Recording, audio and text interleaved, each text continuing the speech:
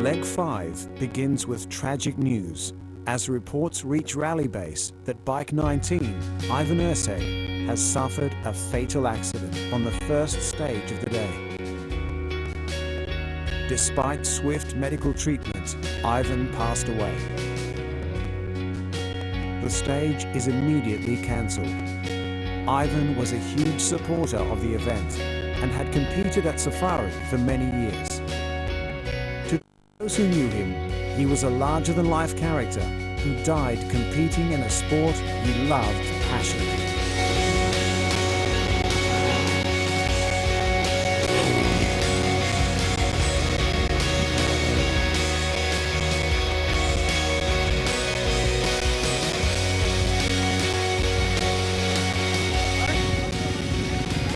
I'll be right one here.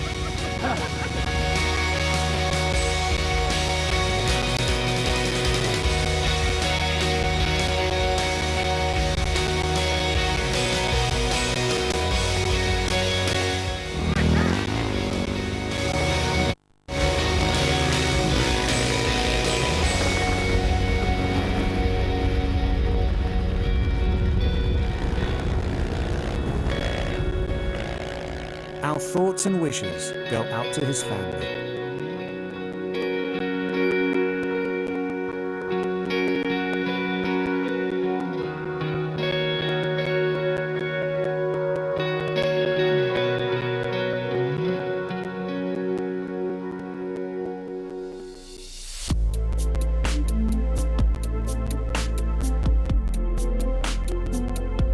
The Isuzu Leg 6 moves the competitors back down the coast to Kalbarri. The stunning coast of Western Australia adds a welcome distraction as the competitors carry on past Nalu.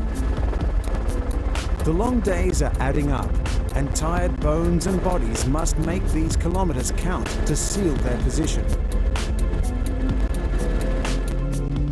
So the new day brings fresh challenges, especially for David McShane. Shredded the alternator belt.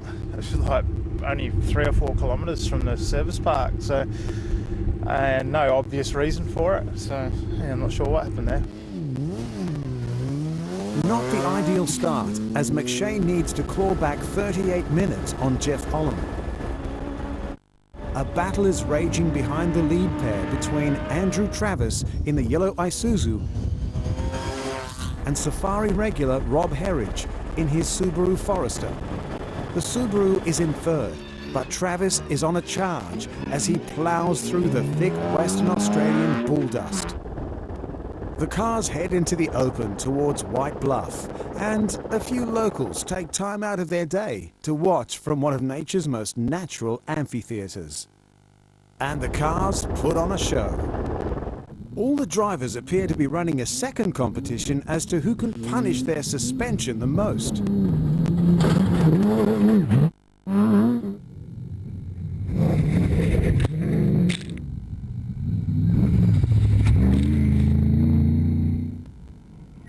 Nature is never far from the safari competitors, from wild flowers to birds and reptiles.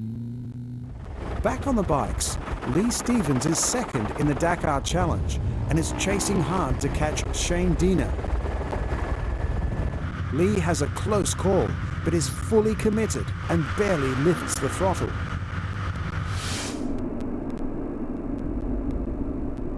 Further down the stage, he comes across another kangaroo, but thankfully this time not as close.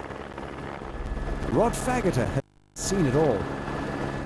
Sheep, there's goats, there's emus, there's kangaroos and cattle. Especially being lead rider, you get to see mobs of sheep and goats a fair bit around the water holes, so you've got to shoot them out of the way for the boys coming behind you. It's all right if you can see it coming around the corner. Like today, there's probably a couple of scary moments where you've shot out of the scrub and there's goats and that on the road. Other than that, they can hear you coming, they start running, just as long as they're not in your track. Despite Lee Stevens' earlier issues with wildlife, he's kept on the charge and finally sweeps past rally ace Alistair McRae to claim 4th spot overall. Shane Dina is leading the Dakar Challenge for bikes, and he too catches some cows. In the autos, the attrition rate is high, Wayne Park has some small problems, but is soon underway again. Bruce Garland goes offline under braking, but also recovers quickly.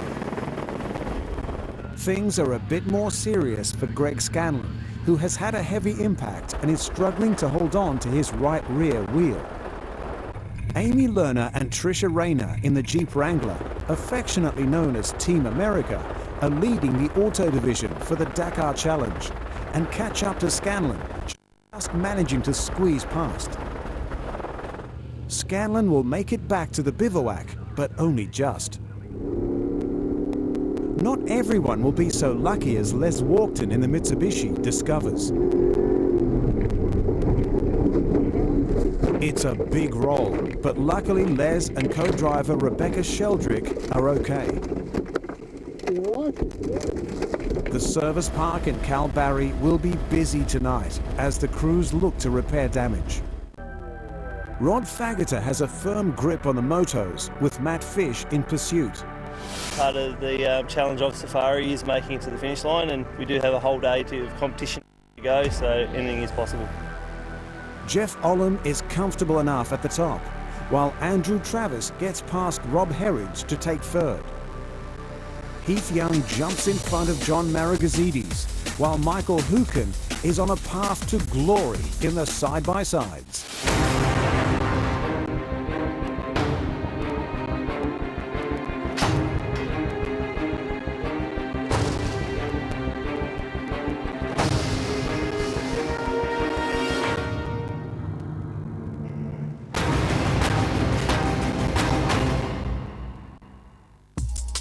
The final day is a short hop, just 74 kilometers, but the full race distance must be completed, and there are still positions up for grabs.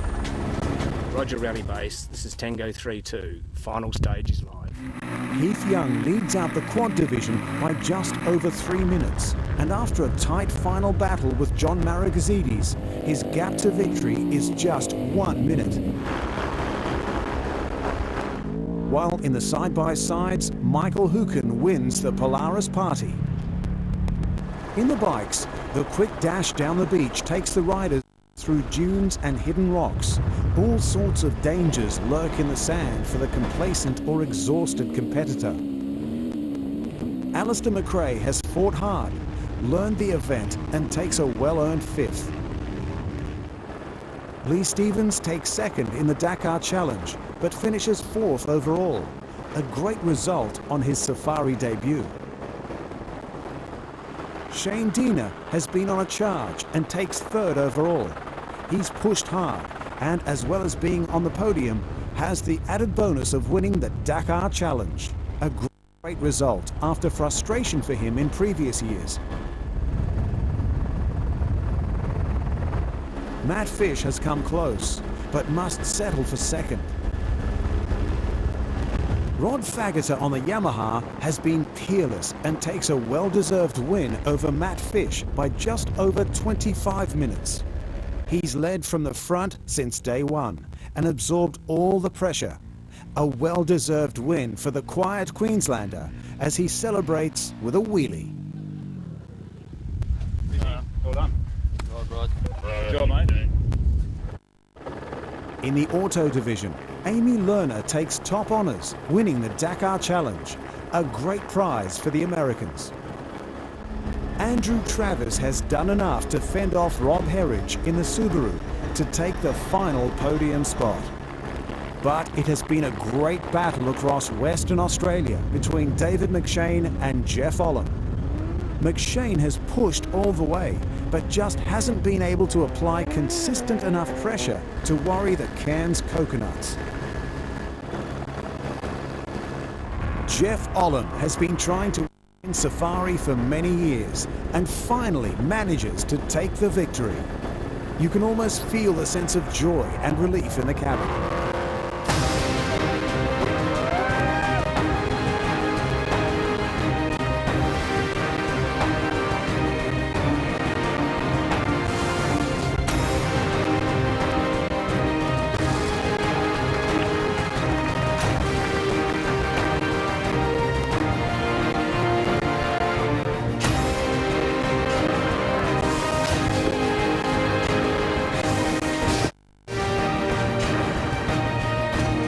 Rod Faggoter wins, Matt Fish second, and Shane Diener claims top honours in the Dakar Challenge.